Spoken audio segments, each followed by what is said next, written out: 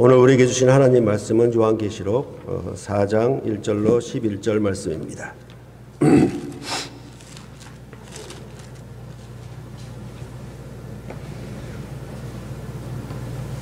한 절씩 교대로 봉독해 올리겠습니다.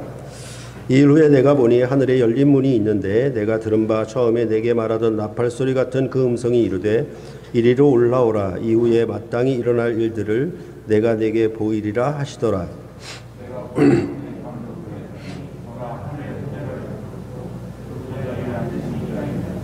앉으신 이의 모양이 벽옥과 홍보석 같고 또 무지개가 있어 보좌에 둘렸는데 그 모양이 녹보석 같더라.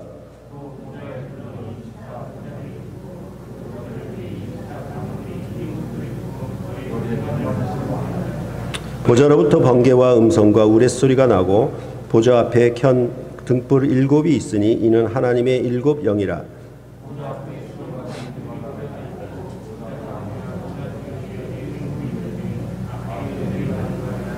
그 첫째 생물은 사자 같고 그 둘째 생물은 송아지 같고 그 셋째 생물은 얼굴이 사람 같고 그 넷째 생물은 날아가는 독수리 같은데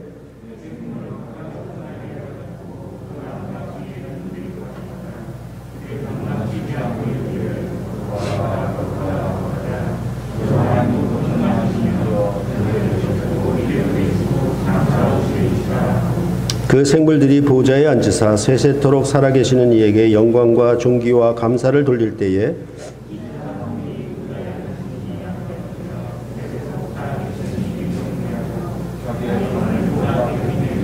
함께 읽겠습니다. 우리 주 하나님이여 영광과 존귀와 권능을 받으시는 것이 합당하오니 주께서 만물을 지으신지라. 만물이 주의 뜻대로 있었고 또 지으심을 받았나이다 하더라. 아멘. 오늘 요한계시록 4장 1절부터 11절의 본문으로 5번째 시간입니다. 지난 시간에도 말씀드린 것처럼 이렇게 한 본문으로 길게 가지고 가는 것은 우리가 요한계시록의 언어에 익숙하지 않기 때문에, 또한 요한계시록의 언어는 묵시 상황에서 상징 언어이기 때문에 여러분들이 좀 더 한 부분을 깊이 잘 알아야 요한계시록을 읽고 듣고 지키는 자가 복이 있다고 하셨는데, 이 책을 읽고 듣고 지켜서 여러분의 복이 넘치도록 하기 위해서 이렇게 4장 1절부터 11절까지 5번째 시간에 이르게 되었습니다. 오늘은 8절 하반절부터 11절까지의 내용을 중심으로 말씀을 드리도록 하겠습니다. 요한계시록 4장 2절로부터 4절은 하늘 보좌를 보여줍니다. 물론 사도 요한을 이리로 올라오라 하셔서 이후에 마땅히 될 일을 말씀하실 것을 얘기했고, 그 이후에 마땅히 될 일들을 어떤 정부, 어떤 보좌에서 통치할 것인가, 통치함으로 그 이후에 마땅히 일어날 일들을 이루실 것인가를 보여주는 것이 하늘 보좌라고 보시면 되겠습니다. 이 하늘의 보좌에 앉으신 이와 그 보좌에 둘려 24보좌들이 있고 그 보좌들 위에 24장로들이 앉아 있었습니다. 로마 제국으로부터 박해를 당하고 있는 요한과 아시아의 7교회는 이 하늘 보좌로부터 나는 통치를 받고 있다는 것을 알게 하고, 또한 이 박해를 이기고 승리하는 자는 이처럼 24장로들처럼 보좌에 함께 앉는 영광의 상급을 주겠다라고 하신 말씀을 성취적으로 보여준다라고 여러분에게 말씀을 드렸습니다. 그런 다음에 5절로부터 8절 상반절까지는 하늘 보좌 주변에 대해서 말하고 있습니다. 그래서 5절에 보좌로부터 번개와 음성과 우레소리가 난다라고 하는 것은 이제 하늘 보좌로부터 나는 통치, 이제 이 하늘 보좌에서는 어떤 통치를 나타낼 것인가를 이렇게 번개와 음성과 우레소리가 나는 표현을 통해서 드러내고 있습니다. 거기에는 7 영과 유리 바다와 4 생물의 캐릭터들을 등장시켜 말하고자 하는 것인데, 그 말하고자 하는 하늘 보좌의 통치에 전체적인 성격은 재앙으로 심판하는 것이라고 말씀을 드렸습니다. 그러니까 이런 모든 캐릭터들은 심판을 위한 그 역할을 감당하기 위한 캐릭터라고 하는 것을 여러분께 말씀을 드렸습니다.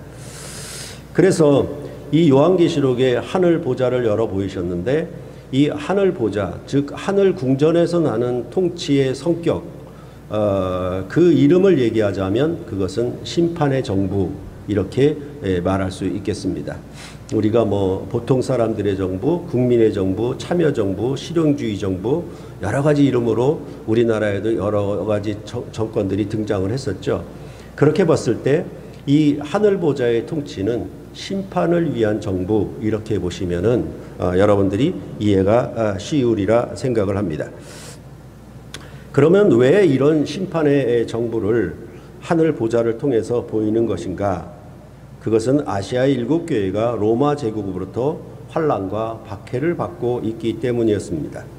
이러한 심판의 정부는 요한계시록 6장 9절과 10절에 하나님의 말씀과 증거 때문에 죽임을 당한 영혼들이 큰 소리로 거룩하고 참되신 대주제여 땅에 거하는 자들을 심판하여 우리 피를 갚아주지 아니하시기를 어느 때까지 하시려나이까 라고 하는 그들의 신원을 따라서 이러한 하늘 보좌로부터 나는 심판의 정부를 구성했다, 이렇게 보시면 되겠습니다.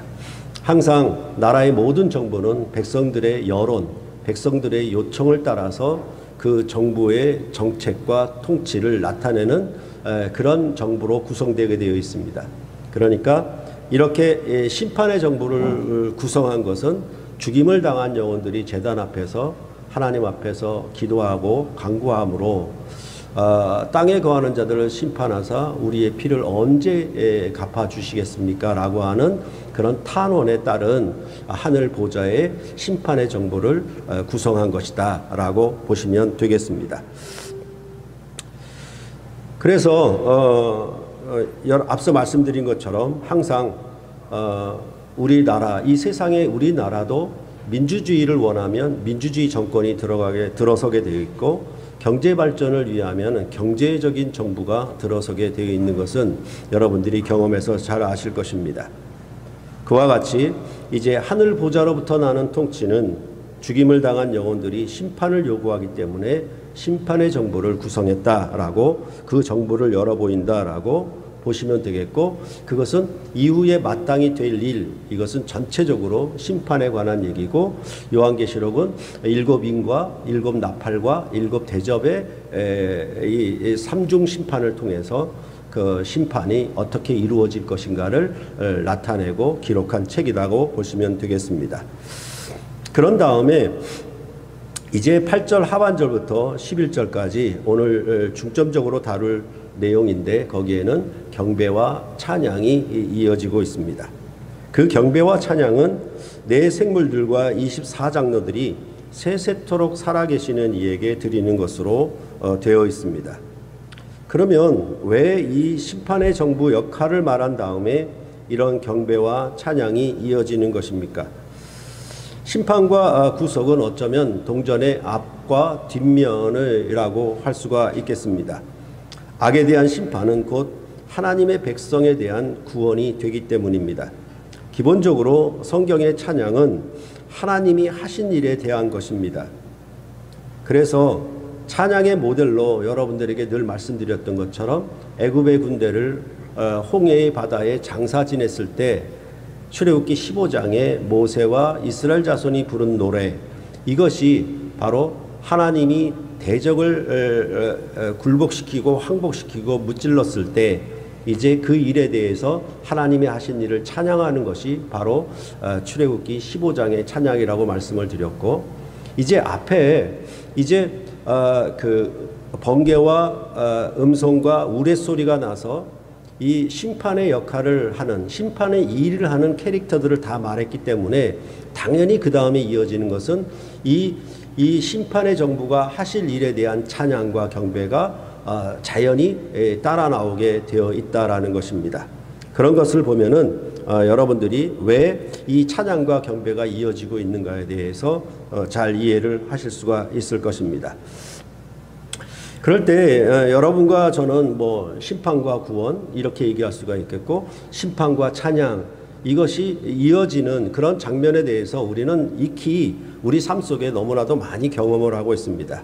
예를 들어서 축구 경기에서 상대편 선수가 우리 편 선수에게 반칙을 가했을 때 그 경기의 심판이 상대 선수에게 경고나 퇴장을 명령하면 우리는 박수를 치고 즐거워하게 되어 있습니다. 그죠? 그러니까 분명히 심판을 했는데 그 심판으로 인해서 우리에게는 구원이 되고 즐거움과 찬양이 되는 것으로 그렇게 우리는 익숙하게 경험을 하고 있다라는 것입니다. 그래서 그것은 곧 우리 편의 승리를 가져다 주는, 다시 말해서 우리 편의 구원이 될 것이기 때문에 이렇게 찬양이 이어진다라고 보시면 되겠습니다. 이제 그 찬양과 경배는 먼저 내 생물들이 경배와 찬양을 드리는 것으로 시작되고 있습니다. 내 생물들은 어떻게 경배와 찬양을 드리는가에 대해 8절 하반절에 그들이 밤낮 쉬지 않고 이르기를 이라고 말씀하고 있습니다. 찬양은 가사가 있는 곡조니까 이르기를, 이건 사실은 말한다라는 단어거든요. 근데 이 말한다라고 하는 것을 그냥 말하는 대화의 얘기로 이해하면 안 되고, 찬양도 말이 있는 곡조잖아요. 그러니까 문법적으로 약간 변형을 시켰는데 이 이르기를 그냥 말한다라고 해석하면 안 되고 찬양하기를 이렇게 해석하는 것이 맞다라는 것입니다. 그런데 어떻게 밤낮 쉬지 않고 노래를 할 수가 있는 것입니까? 제가 가끔 이제 유튜브에 뭐 음악을 들을 때, 노래를 들을 때 예전엔 몰랐어요. 몰라서 3회 연속 노래가 반복되는 유튜브가 있는 걸 찾아서 듣거나, 그러니까 뭐 하나 들으면은 그것을 계속 반복적으로 저는 듣거든요. 근데 그걸 조금 더 하면은 10회까지 또 있는 것도 있더라고요. 그러면 10회 반복 그 유튜브를 찾아서 또 계속 듣고. 근데 이제 최근에 안 것이지만 그 기능을 보니까 연속 재생이 있더라고요. 연속 재생을 하도록 하면은 이게 무한 반복이 되는 거예요. 그러니까 이 유튜브의 노래를 무한 반복해서 듣는 거죠. 즉 밤낮 쉬지 않고 들을 수 있는 거예요. 배터리가 끝나지 않는 한 계속 돌려 들을 수가 있거든요. 그러면 그런 의미로 이렇게 밤낮 쉬지 않고 찬양을 부르는 것에 대해서 말을 하고 있는가? 이에 대해 주석가들은 뭐 에녹 일서와 같은 외경을 인용해서 하나님의 보좌 앞에는 자지 않는 천사가 있다. 그래서 그 자지 않는 천사는 무엇을 하기 위한 천사인가? 자지 않고 항상 찬양을 드리는 천사를, 그런 역할을 하는 천사가 있기 때문에 그런 얘기를 하는 것이다라고 그렇게 풀어줍니다. 그렇지만 저는 이 찬양은 하나님과 관계가 있다고 생각을 합니다. 왜냐하면 전에도 계셨고 이제도 계시고 장차 오실 이라고 이렇게 하나님에 대한 찬양인데 이렇게 하나님을 이런 이름으로 부르고 있기 때문에 그렇습니다. 그 노래한 대상인 하나님을 가리켜 세세토록 살아계시는 이라고 말하고 있습니다. 그런데 구약의 여호와 하나님의 성전에서 노래하는 자들은 밤낮 쉬지 않고 찬송을 하지 않았습니다.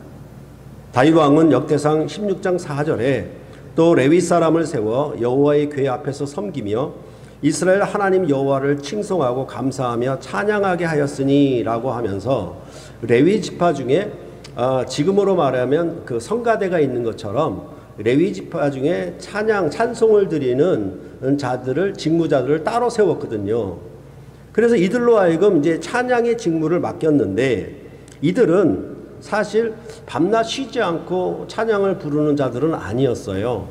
아침과 저녁으로 번제를 드릴 때 이들은 하나님 앞에 찬양을, 감사와 찬송을 부르도록 했던 것입니다. 그래서 역대상 16장 42절에 보면은 또 그들과 함께 해만과 여두둔을 세워 나팔과 제금들과 하나님을 찬송하는 악기로 소리를 크게 내게 하였고, 이렇게 말합니다. 찬송은 좀 크게 불러야 돼요. 그죠? 그냥 우물우물하고 입에서 그냥 그렇게 부르시면 안 되고 가능하면은 큰 소리로 부르는 것이 좋습니다. 여하튼 이런 구약의 찬양은 아침과 저녁 이렇게 밤낮 쉬지 않고 부르는 찬양은 아니었습니다. 그렇다면 밤낮 쉬지 않고 부르는 노래는 하나님과 자기 백성의 관계에 따라 결정이 되는 것 같아 보입니다. 우리나라는 2002년 월드컵 4강에 오르자 밤새도록 노래를 불렀습니다. 그렇지만 그 열기는 밤낮 쉬지 않고 계속되지는 않았습니다. 그렇게 할 수도 없었겠죠. 우리의 삶 속에 밤낮 쉬지 않고 부르는 노래가 있을 수 있다라고 저는 생각합니다. 그것은 자식이 어머니에 대해 부르는 노래는 밤낮 쉬지 않고 부르는 노래라고 저는 생각을 합니다. 그래서 어머니에 대한 그 가사가 있는 노래를 들을 때마다 항상 그 노래가 내가 좋아하는 곡이든지 아니든지 간에 어머니에 관한 노래를 부를 때에는 항상 듣는 청중이 가슴이 뭉클하게 되어 있습니다. 그것은 아마도 어머니의 사랑 때문에 그럴 것입니다. 그러해도 사실은 어머니는 세세토록 살아계시는 이는 아닙니다. 신약시대에는 하나님과 그의 백성이 영원한 언약관계이기 때문에 아침과 저녁이 아닌 밤낮 쉬지 않고 부르는 노래로 하나님을 경배할 것입니다. 세상의 어머니도 자식은 항상 언제나 그를 위한 노래를 부를 것입니다. 그런데 하늘 아버지에 대한 찬양은 하나님과 신약 백성의 아버지와 자녀의 관계, 즉 영원한 언약의 관계이기 때문에 아마도 이 밤낮 쉬지 않고 부르는 찬양은 바로 이런 언약 관계에서 나오는 찬양이 아니겠는가, 저는 그렇게 생각을 하고 있습니다. 그럼 그 네 생물들은 누구에게 찬양을 드렸습니까? 8절 하반절에 거룩하다 거룩하다 주 하나님 곧 전능하신 이여 전에도 계셨고 이제도 계시고 장차 오실 이시라. 거룩하다의 삼중 찬양은 이사야 6장 3절의 반영입니다. 거기서 스랍들이 서로 불러 이르되 거룩하다 거룩하다 거룩하다 만군의 여호와여 그의 영광이 온 땅에 충만하도다 하더라, 이렇게 노래를 불렀습니다. 같은 거룩하다 삼중 찬양이기는 하지만 이사야는 만군의 여호와를 향해 불렀고 요한계시록은 주 하나님 곧 전능하신 이에 대해서 그를 향해서 불렀다라고 말해주고 있습니다. 이사야의 만군의 여호와는 그의 영광이 온 땅에 충만한 분이었습니다. 그러나 이 화답하는 소리로 인하여 성전에 연기가 충만했다라고 말해주고 있습니다. 그러니까 이것은 큰 소리가 나면은 먼지가 많이 일어나서 그런 것처럼 아마도 이 화답하는 소리가 굉장히 컸던 모양이에요. 거룩하다 거룩하다 이런 찬양이. 그래서 근데 그 찬양이 연기가 성전에 가득하도록 그렇게 되었다라고 얘기를 하고 있습니다. 이것을 보고 이사야 선지자는 6장 5절에 이렇게 말합니다. 화로다 망하게 되었도다. 나는 입술이 부정한 사람이요 나는 입술이 부정한 백성 중에 거주하면서 만군의 여호와의 신 왕을 베었음이로다 라고 하면서 한탄합니다. 그렇다면 이 이사야의 삼중 찬양 거룩하다 거룩하다 거룩하다라고 부르는 그 거룩의 의미는 구별된 의미인데, 그 구별된 의미는 무엇냐 하면 부정과 구별된 거룩이라고 볼 수가 있는 것입니다. 이것이 이사야서에 나오는 이 6장에 나오는 찬양의 거룩한 삼중 찬양이라고 보시면 되겠습니다. 그런데 요한계시록은 같은 삼중 찬양인데 이런 부정에 대한 내용이 없어요. 나는 입술이 부정해서 화로다 망하게 되었도다. 그러니까 스랍들이 날아와가지고 숯불을 가지고 내 입술을 찢어서 그 정결케 하는 그런 역사가 얘기가 없어요. 그런데 여기에 삼중 거룩하다의 찬양은 주 하나님 곧 전능하신 이에 대한 것이었고, 그 전능하심을 풀어주는 말이 뭐냐 하면 전에도 계셨고 이제도 계시고 장차 오시는 말로 오시는 이라고 그렇게 얘기가 하고 있습니다. 그러므로 요한계시록의 삼중의 거룩하다의 찬양은 전능하심에 대한 찬양이고, 그것은 곧 전에도 계셨고 이제도 계시고 장차 오실 이로 구별된다는 의미를 갖고 있어서 이것은 이사야서의 삼중 찬양과 다른 것입니다. 사실은 뭐냐면 이사야서의 삼중 거룩하다의 찬양을 성취하는 완성하는 찬양이라고 볼 수가 있겠습니다. 그러할 때 여기 나오는 전에도 계셨고 이제도 계시고 장차 오실 이는 이미 요한계시록 1장 4절에 등장했던 표현입니다. 이 이름은 근본적으로 출애굽기 3장 14절에 근거를 하고 있다라고 말씀을 드렸습니다. 하나님이 모세에게 이르시되 나는 스스로 있는 자니라 라고 그 이름을 알렸습니다. 이에 대해 출애굽기 3장 15절에 부연 설명을 했는데 너희 조상의 하나님 곧 아브라함의 하나님 이삭의 하나님 야곱의 하나님이라고 하였습니다. 그러므로 이 하나님의 이름은 조상들의 하나님으로 곧 전에 계셨던 분이라고 할 수가 있겠고 나는 스스로 있는 자라고 얘기했을 때 지금 계신 분이라고 할 수가 있어요. 그래서 전에 계셨던 분이 이제 나는 스스로 있는 자니라라고 말씀하신 이 하나님의 이름은 무엇을 의미하냐면 아브라함에게 하신 언약을 성취하심으로 지금 계신 분이다라고 그렇게 말을 하고 있는 거예요. 그렇게 비추어 본다라면 요한계시록은 어떻게 되어 있습니까? 전에도 계셨고 이제도 계시고 장차 오실 이라고 해서 장차 오실 이가 더하여 덧붙여져 있지 않습니까? 추가되어 있는 것이죠. 그러면 이런 의미가 무엇인가? 이것이 왜 전능인가? 이런 점들에 대해서 우리가 좀 더 생각을 해보아야 할 것입니다. 물론 요한계시록에도 11장 17절에 옛적에도 계셨고 지금도 계신 주 하나님 곧 전능하신 이라고 그 이름을 이렇게 얘기를 합니다. 그러니까 이 이름이 굉장히 같은 그 조합이라고 그럴까요? 그 조합이 다양해요. 그렇죠? 그러니까 우리는 항상 전에도 계셨고 이제도 계시고 장차 오실 이 이렇게 똑같이 나오면 좋겠는데 이것이 어느 것이 빠졌다 어느 것이 붙었다 이런 방식으로 조합이 다양하게 요한계시록에 나오고 요한계시록도 전에도 계셨고 이제도 계신 그런 이라고 하는 이름을 얘기는 하고 있다는 것입니다. 그럴 때 그 이름을 말할 때는 땅을 망하게 하는 자들을 멸망시킬 때가 앞으로 도래할 것을 가리키면서 사용한 이름이었습니다. 이런 이름에 장차 오실 이가 덧붙여진 것은 모든 역사에 함께 하셔서 그 역사를 완성하심을, 그러니까 이 의미는 뭐냐면 알파와 오메가, 그렇죠? 처음이요 나중이요 이렇게 말씀하는 의미가 여기에 들어가 있다라는 것이죠.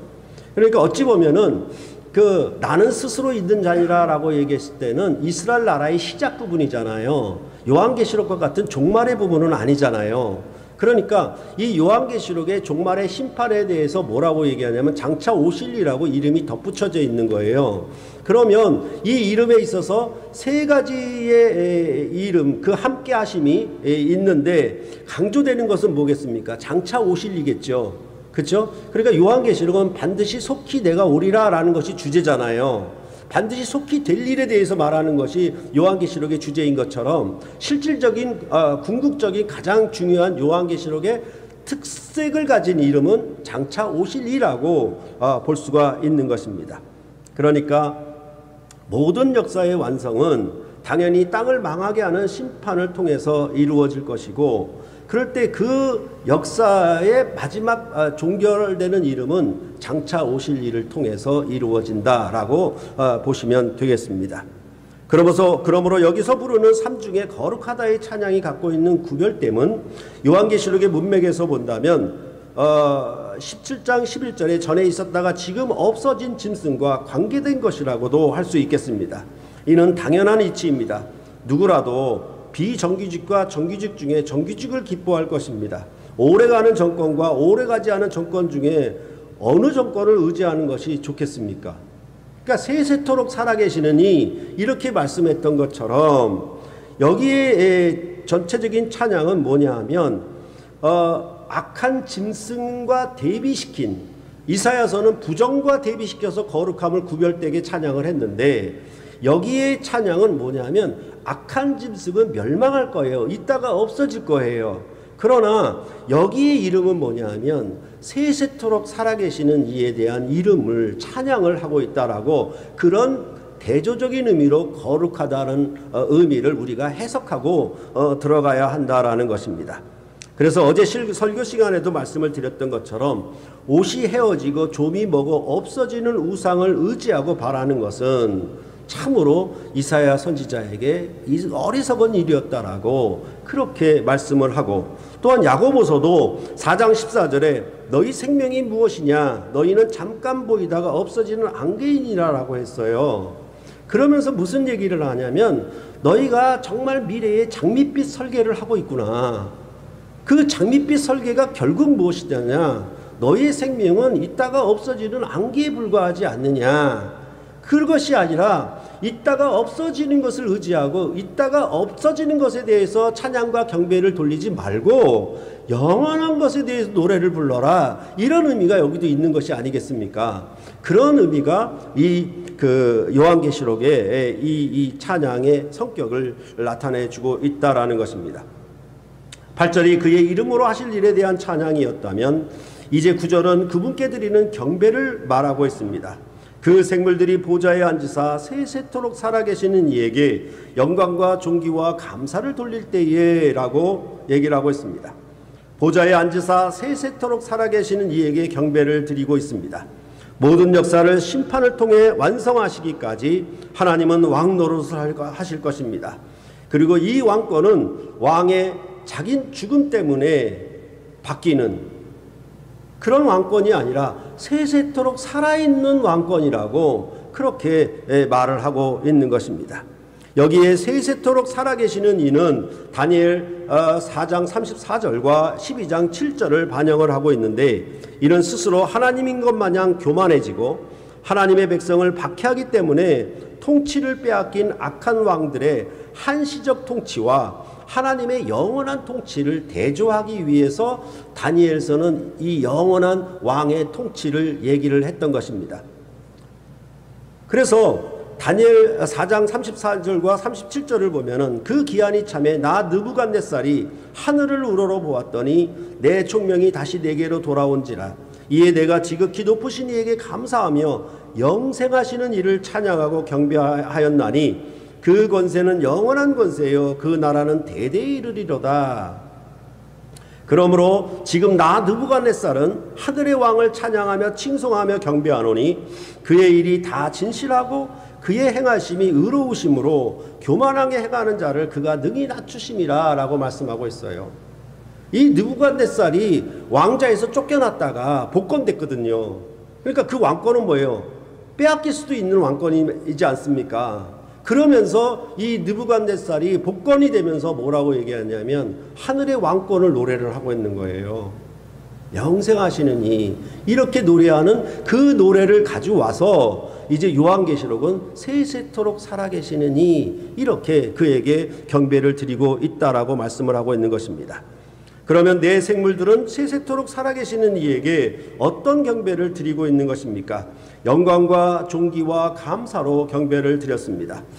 영광과 존귀를 돌림은 그의 하신 일로 말미암아 얻은 영광과 존귀이며 그 영광과 존귀는 그의 왕됨을 의미합니다. 예를 들어 히브리서 2장 9절은 이렇게 말합니다. 죽음의 고난받으심으로 말미암아 영광과 존귀로 관을 쓰신 예수를 보니라고 하면서 예수님이 그 고난의 사역을 통해 그가 왕관을 쓰셨다라고 말씀을 하고 있는 것입니다. 왕이 얻으신 영광과 존귀는 곧 그 백성의 영광과 존귀이기도 합니다. 그러니까 대통령이 잘하면 백성들이 복 받는 거잖아요.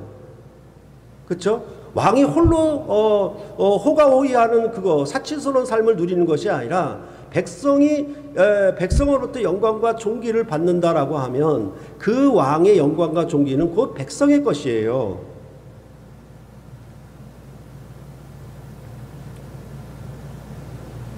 그렇기 때문에 왕은 그가 얻은 영광과 존귀에 자기 백성들을 참여토록 하는 것이 왕의 역할입니다.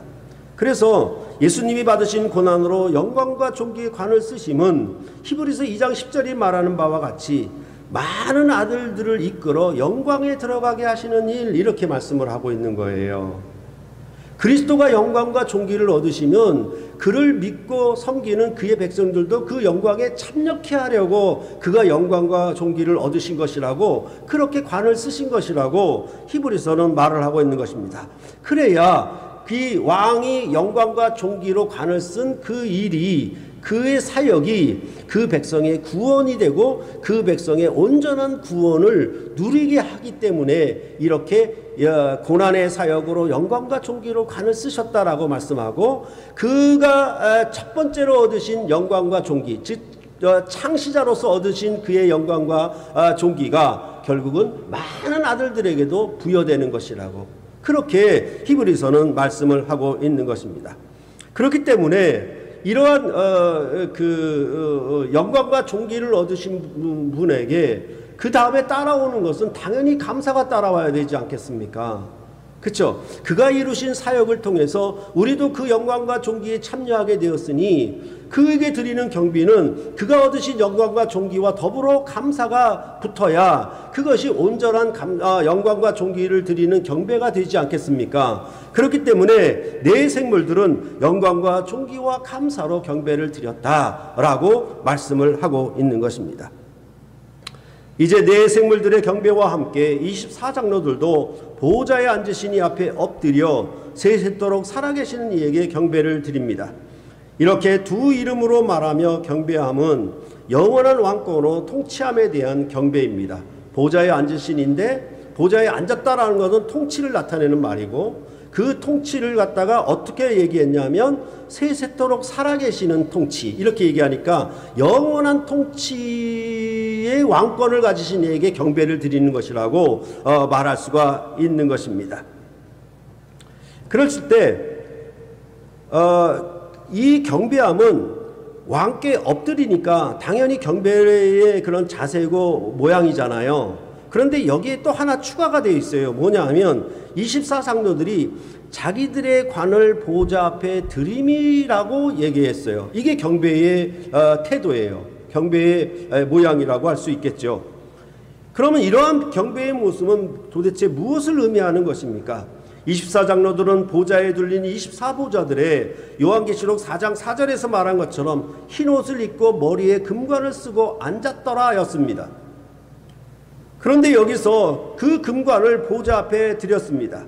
개역 개정판은 관을 드림이라고 번역을 했는데 원어가 가진 의미는 이전에 개역 한글에서 있었던 것처럼 관을 던짐이 맞습니다.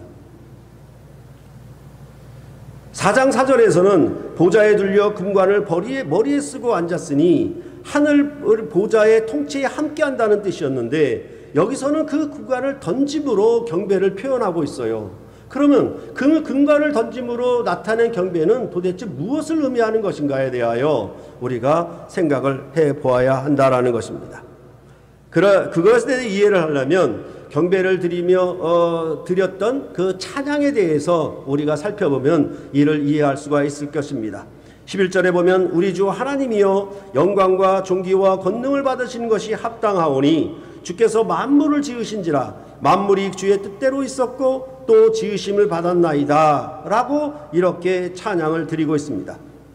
앞에서 내 생물들은 거룩하다라고 찬양을 시작했다면 24장로들의 가장 첫머리에 있는 말은 뭐냐면 합당합니다 라는 것입니다.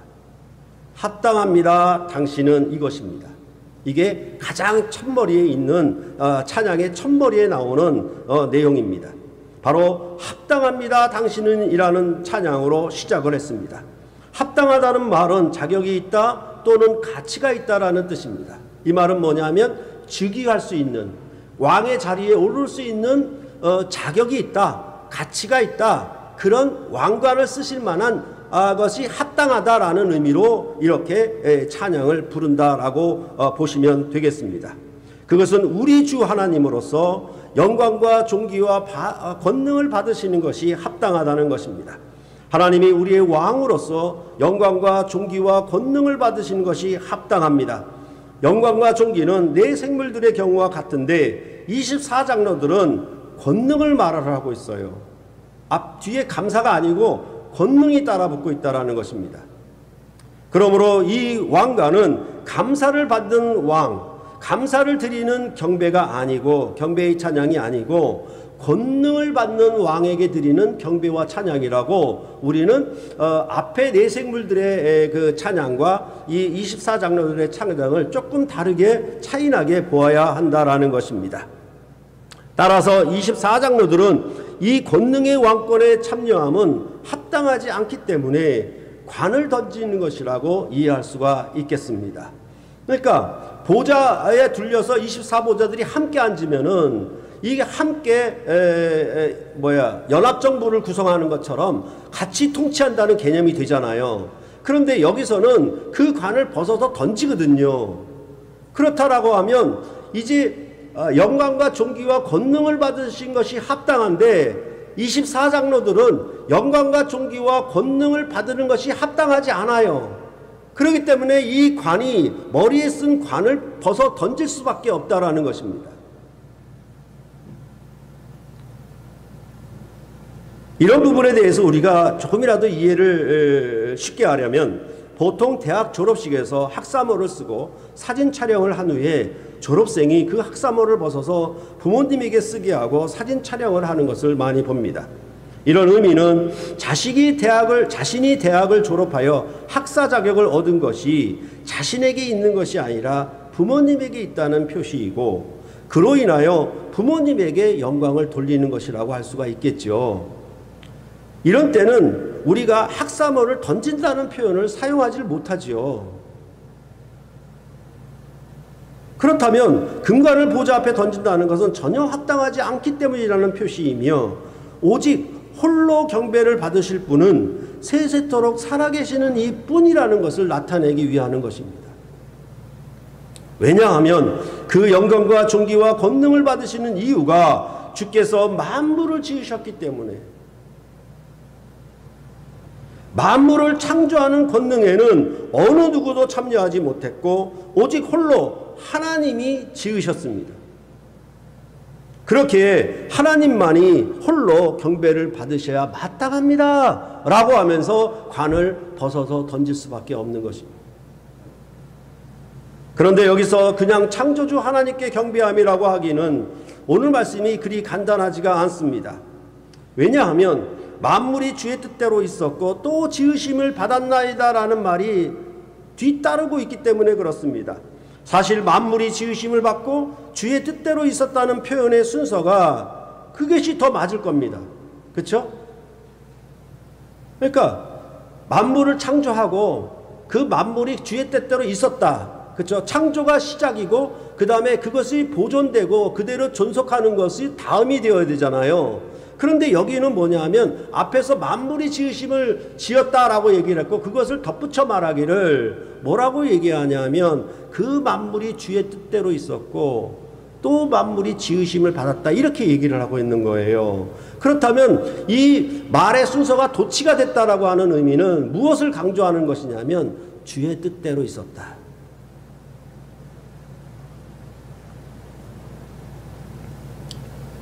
이것은 그 하나님의 권능을 만물을 창조하심에만 있는 것이 아니라 하나님의 뜻대로 만물을 보존하심에도 있다라는 것입니다.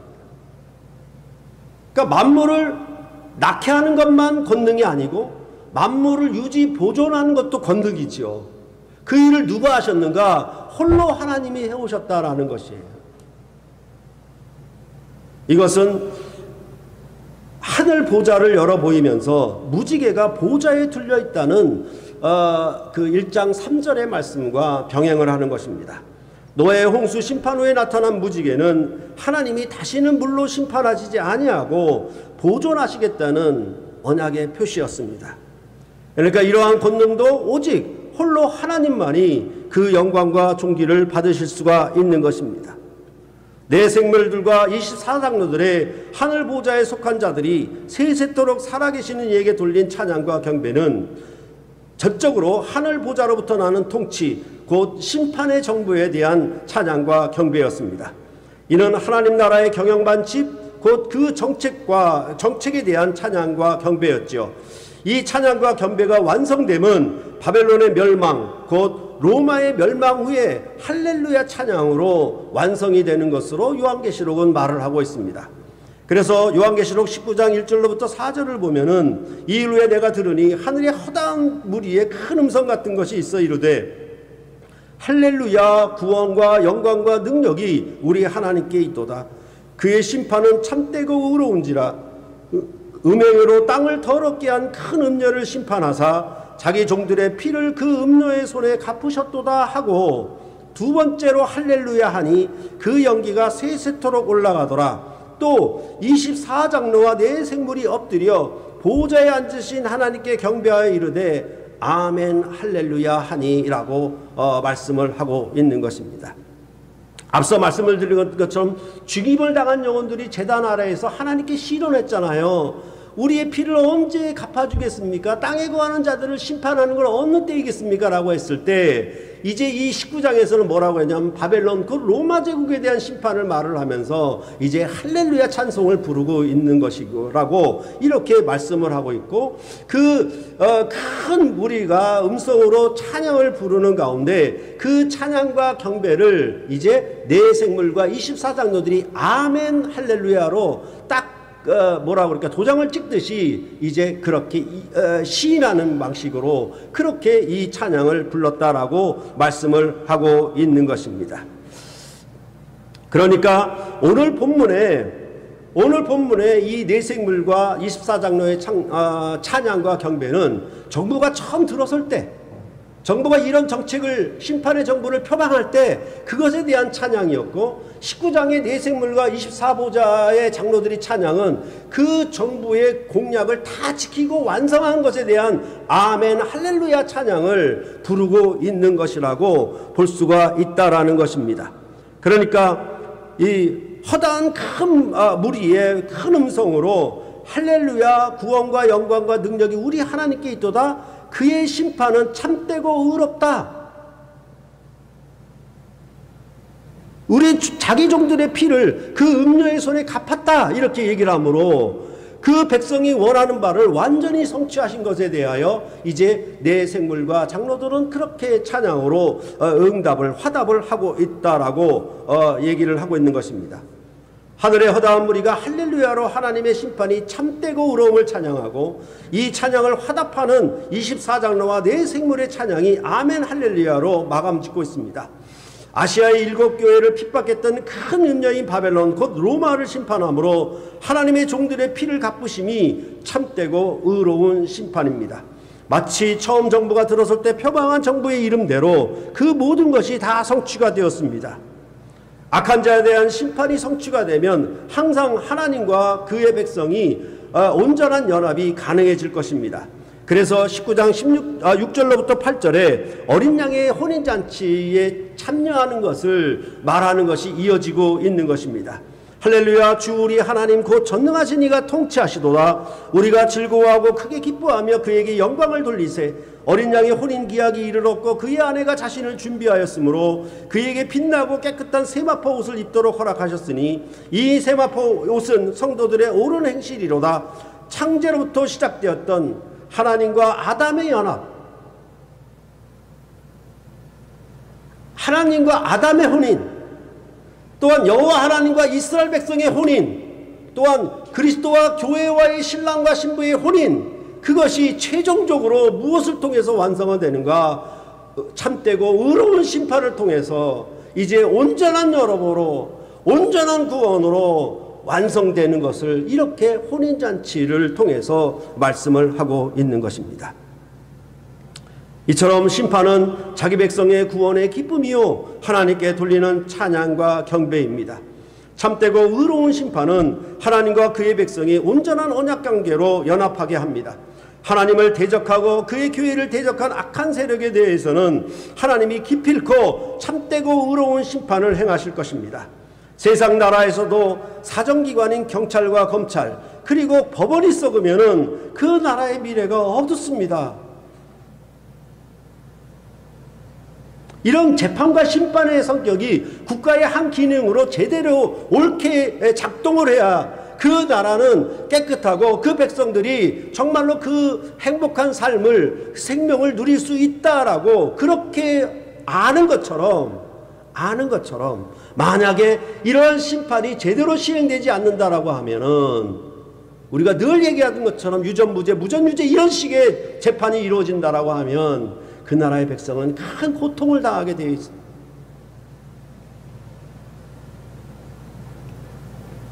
바로 이러한 사정기관들이 바로서야 나라의 미래가 어둡지 않고 밝을 것입니다.